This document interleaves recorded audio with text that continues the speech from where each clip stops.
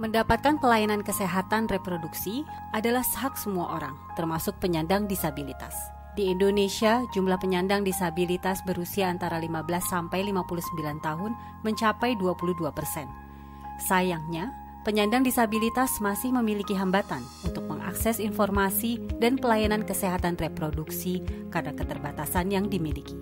Sebagai salah satu negara yang ikut menandatangani konvensi mengenai hak-hak penyandang disabilitas, pemerintah Indonesia mengeluarkan Undang-Undang Nomor 8 Tahun 2016 tentang penyandang disabilitas yang mengatur pemenuhan hak kesehatan bagi penyandang disabilitas. Menyediakan fasilitas ramah terhadap penyandang disabilitas di tempat di mana mereka mendapatkan hak pelayanan kesehatan adalah salah satu bentuk pemenuhan hak mereka. Fasilitas kesehatan dapat melengkapi ruang pendaftaran dengan informasi audio dan visual untuk menunjukkan nomor antrean. Pemberian urutan antrean khusus untuk penyandang disabilitas juga dapat dilakukan agar pasien merasa nyaman. Fasilitas kesehatan juga dapat menyediakan loket pendaftaran yang mudah dijangkau oleh penyandang disabilitas gerak yang memakai alat bantu seperti kursi roda.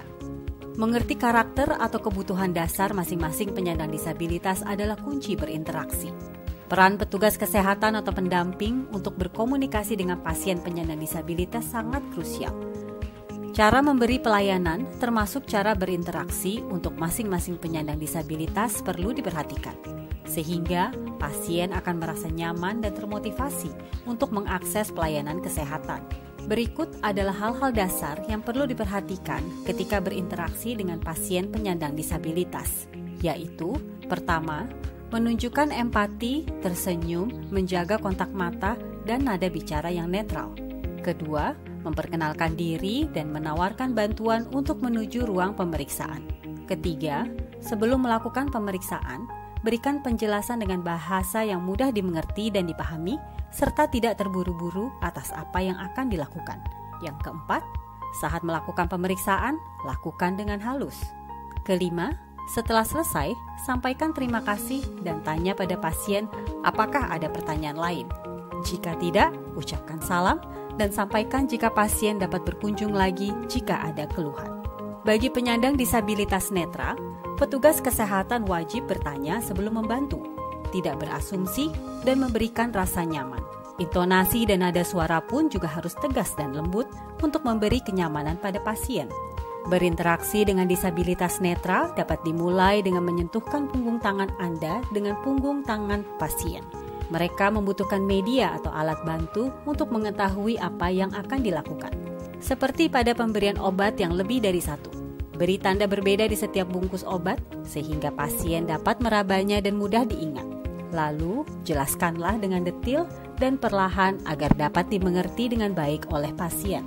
Selanjutnya, penyandang disabilitas rungu wicara memiliki keterbatasan fungsi pendengaran. Hal ini dapat menyebabkan penyandang disabilitas kesulitan dalam memahami apa yang dibicarakan orang lain sehingga dapat terjadi kesalahpahaman. Sehingga penjelasan harus diberikan secara perlahan dengan gerakan bibir yang jelas. Selain itu, saling menatap dan menjaga kontak mata. Gunakan ekspresi wajah dan bahasa tubuh seperti senyuman dan berbicara secara perlahan. Bagi penyandang disabilitas fisik, keterbatasan aktivitas gerak dapat mempengaruhi interaksi. Selain itu, memfokuskan pada pasien bukan pada kondisi fisiknya dapat membuka komunikasi yang nyaman. Beri rasa hormat dengan menyejajarkan mata atau dengan duduk bersebelahan atau berhadapan dengan pasien. Tawarkan bantuan dengan santun dan tunggu jawaban pasien. Jangan pindahkan alat bantu mobilisasi kecuali memang diminta.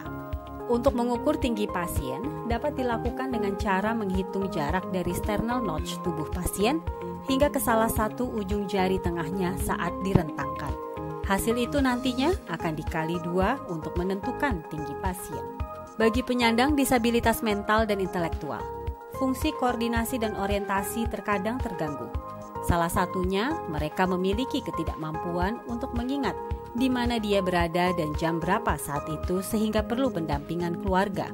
Utamakan berinteraksi dengan pasien bukan hanya dengan pendamping. Sampaikan penjelasan Anda dengan tenang, jelas, mudah dipahami, dan dengan volume suara sedang.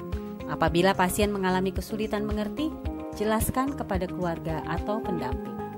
Mengakhiri komunikasi Anda dengan memberi pujian adalah bentuk perhatian kepada pasien dengan disabilitas mental.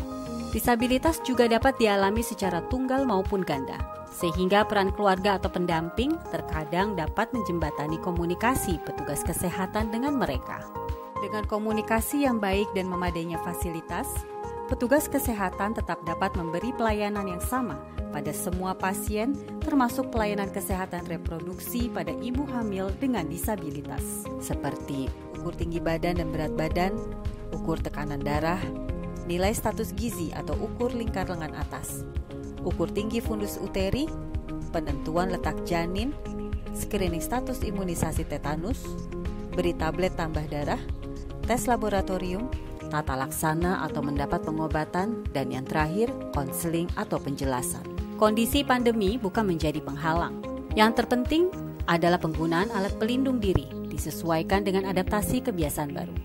Pemenuhan hak terhadap penyandang disabilitas merupakan salah satu bentuk komitmen pemerintah dalam pencapaian tujuan pembangunan berkelanjutan dengan menjamin akses universal terhadap kesehatan seksual dan reproduksi dan hak reproduksi.